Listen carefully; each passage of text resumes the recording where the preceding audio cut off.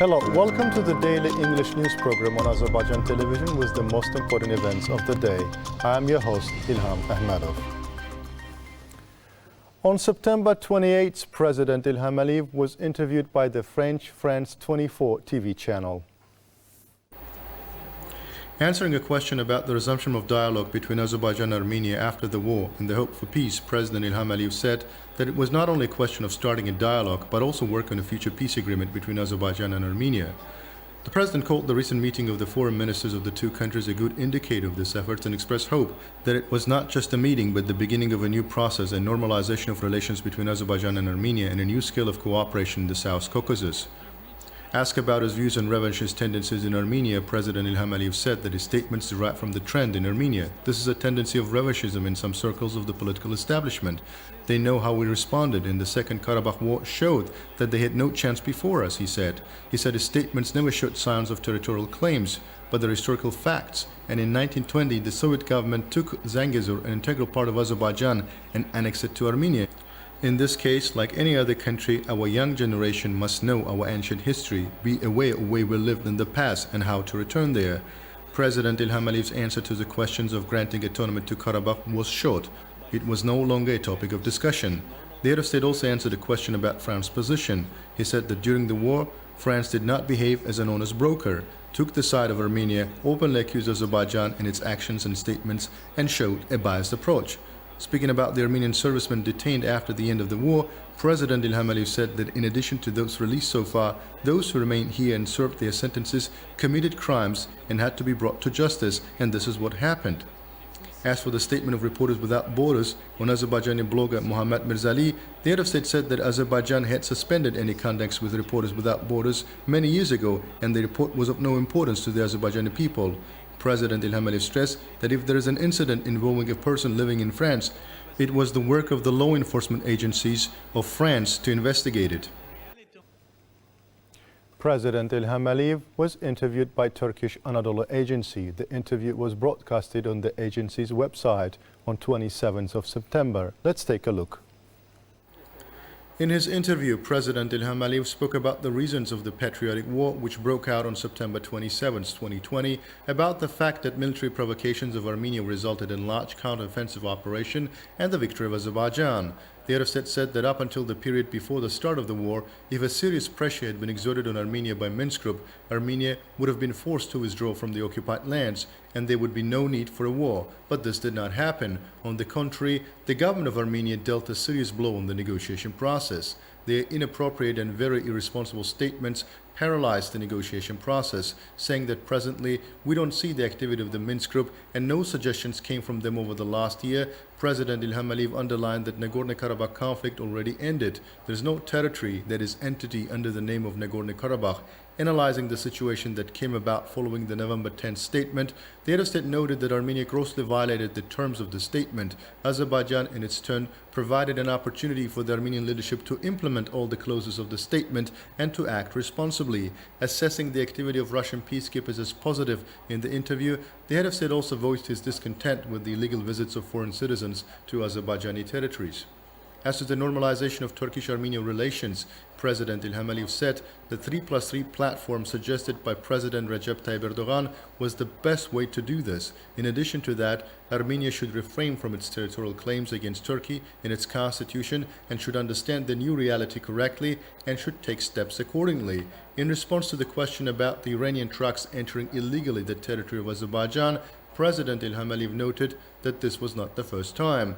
This situation was repeated during the occupation period on numerous occasions, and now when the war is over, when this situation is repeated, Azerbaijan expressed its protest to Iran on several times. When all the initiatives did not yield any results, Azerbaijan was forced to install customs and police posts, and these are responsible steps. As to the military exercises held by Iran on the territory adjacent with the border, the head of state addressed questions to the other side. Why now? Why on our border? Why no exercises were held in those areas during the occupation? Why there were no military exercises when Armenians were in Jabrail, Zangilan and Fizuli? Why, after we liberated these lands, when we put an end to 30 years of occupation, these exercises are held? The head of state also emphasized that he does not want any development negatively affecting the long-lasting partnership of Azerbaijan in the region, and Azerbaijan was behaving very responsibly and patiently. President İlham Aliyev added that President of Turkey, Recep Tayyip Erdogan, always supported the just cause of Azerbaijan, and there was no partnership similar to Turkish-Azerbaijani partnership on the world scale. By being by our side, Turkey sent a message to the entire world not to interfere. Azerbaijan is on the right path, and if you interfere, you will see Turkey. Of course, this was a great advantage, said the head of state, and spoke of the significance of the Shusha Declaration.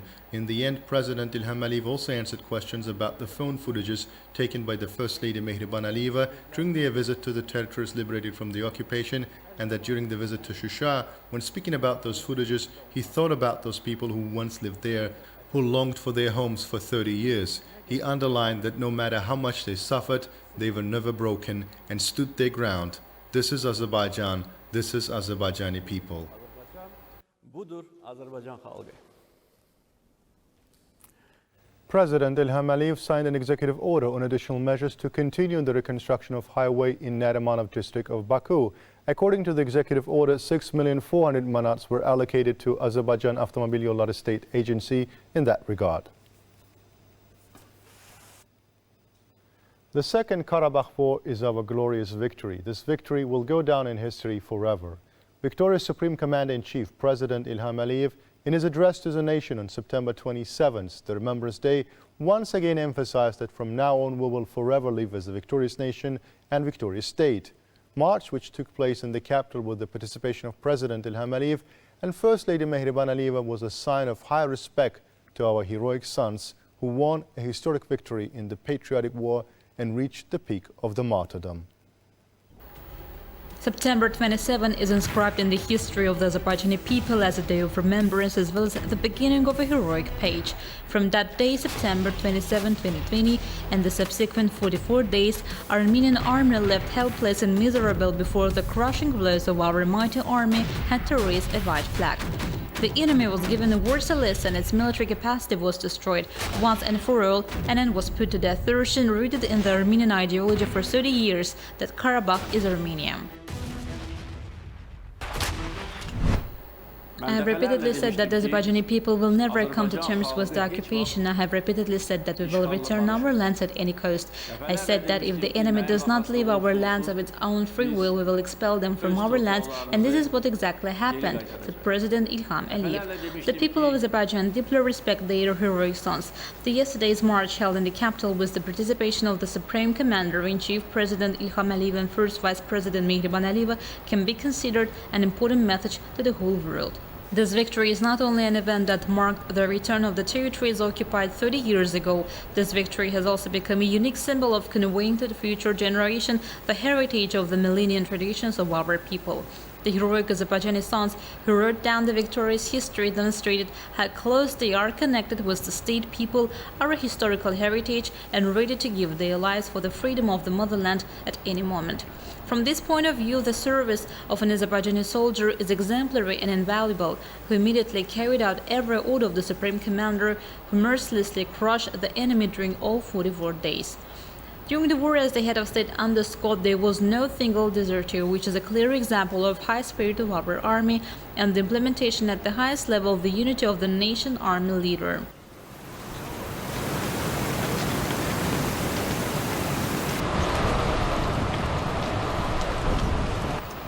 The march organized in Baku, the Memorial Complex and the Victory Museum, the foundation of which was laid, have a special educational and historical significance. Holding a portrait of our hero soldier, the victorious Supreme Commander-in-Chief demonstrated to the whole world how valuable each soldier is for the motherland, who, having become a martyr, has ascended to the very top in the hearts of our people. The portrait in the hands of the first vice president is the way to convey to the international community that fascist, savage, terrorist state during the war did not take pity even on innocent citizens, children, old people and women, and grossly violated the laws of war. This march showed that the proud people whose 3,000 sons become martyrs are close to their leader in the post-conflict period. I repeatedly appealed to the people of Azerbaijan and said that no one and nothing could stop us. We were waging war in the interest of justice. We were waging war of dignity. We were waging war for national pride. We were waging holy war. During the war, we all lived by one motto: we will go forward in the face of this, said President Ilham Aliyev. The representatives of the media, public figures and representatives of international organizations who watched the march said that they have once again witnessed a high level of unity of the people and power in Azerbaijan. The statement of the Armenian Foreign Minister on September 27 demands an international support for the protection of the Armenian heritage in the territories that allegedly belong to them but were transferred to the Azerbaijani side as a result of the 40-day war. As for what fate awaits dishonorable forces inciting hatred of Azerbaijanis up to psychosis, creating a new architecture of fascism, and as Supreme Commander-in-Chief said, behaving worse than animals if they do not abandon military rhetoric, I want to say if we see Armenian fascism rising again, if we see new threat being posed to our people and state, we will crush Armenian fascism again without any hesitation whatsoever. Everyone should know this. The Iron Fist, the symbol of war and victory, is still in place, and let no one forget about that, said President Ilham Aliyev. Exactly, may they never forget. Forgetfulness will lead them to tragedy. If last year Nikol Pashinyan found some secret place to sign the act of surrender, this time the powerful Azerbaijani army will not leave him a crack to hide. A report on the humanitarian consequences of the conflict between Armenia and Azerbaijan was put on the agenda of the autumn session of the Parliamentary Assembly of the Council of Europe. The report, prepared by Irish MP Paul Haven, provoked heated discussions. The report covers not only the 40-day war but also the First Karabakh War. It is noted that 3,890 Azerbaijanis went missing in the clashes in the early 1990s, and their fate is still unknown. It is noted that the occupied territories of Azerbaijan since the early 90s have been completely destroyed, and this fact seriously hinders the return of hundreds of thousands of Azerbaijani IDPs to their homeland. Another obstacle to people returning to their homes is the fact that almost every square meter of land is mined. The reports state that 159 Azerbaijanis stepped on landmines, killing 27 of them. It was also stressed that the mine maps handed over by Armenia to Azerbaijan so far are inaccurate, and Armenia must provide the Azerbaijani side with all the necessary information to clear the land of mines. At the same time, the report noted that more than 700 historical and cultural monuments belonging to Azerbaijan were destroyed by Armenia. Khudavang Monastery and some other religious monuments were looted. The document includes the use of banned weapons by Armenia, which fired ballistic missiles at peaceful cities of Azerbaijan during the 40-day war. The Azerbaijani delegation made a number of amendments to make the report as fair as possible. The vast majority of these proposals were adopted by the members of the Parliamentary Assembly of the Council of Europe. Although the report contained some biased provisions, some parliamentarians took a more equitable stance during the debate. John Howell, a member of the British delegation to the Assembly, said the area needed to be cleared of mines to prevent casualties. Armenia must submit mine maps to Azerbaijan. The whole international community must help Azerbaijan in this direction. Kimmo Kiljunen from Finland, Joseph Orelli from Ireland, and Irakli Chikavani from Georgia called on Azerbaijan and Armenia to look to the future and take steps to establish peace. Based on the report, the draft resolution was adopted by a vote. 885 more cases of coronavirus infection have been recorded in Azerbaijan, while 2,114 people have recovered and discharged from the hospitals, and 22 patients died. The overall confirmed cases in Azerbaijan have reached 482,286, with 455,082 recoveries and 6,498 deaths. The number of active infections is 20,706. To detect new infection cases, overall 4,839,863 tests have been conducted in Azerbaijan, the task force under the Cabinet of Ministers reported. That was all for the day. Thank you for being with us. Goodbye.